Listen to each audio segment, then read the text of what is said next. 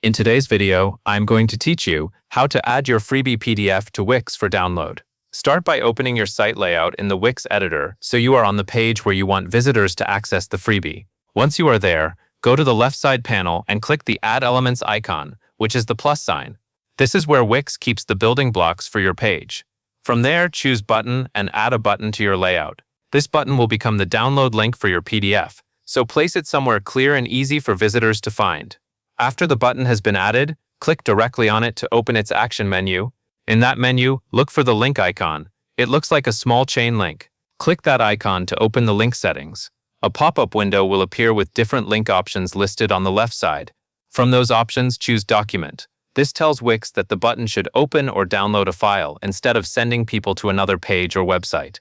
Next, click the blue Choose File button. This will open your Wix Media Manager, which is where files are stored and organized inside your site.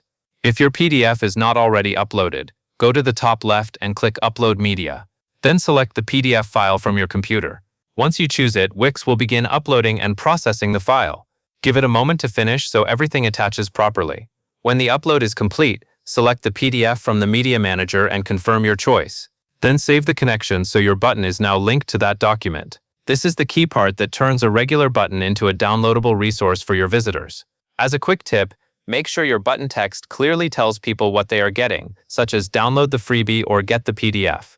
That helps make the action obvious and improves the user experience. It is also a good idea to double-check that you uploaded the correct file before saving, especially if you have multiple versions of the same document. Once everything is connected, save your work in Wix so the changes are applied to your site. Your visitors will then be able to click the button and access the PDF you uploaded. That covers everything you need to know.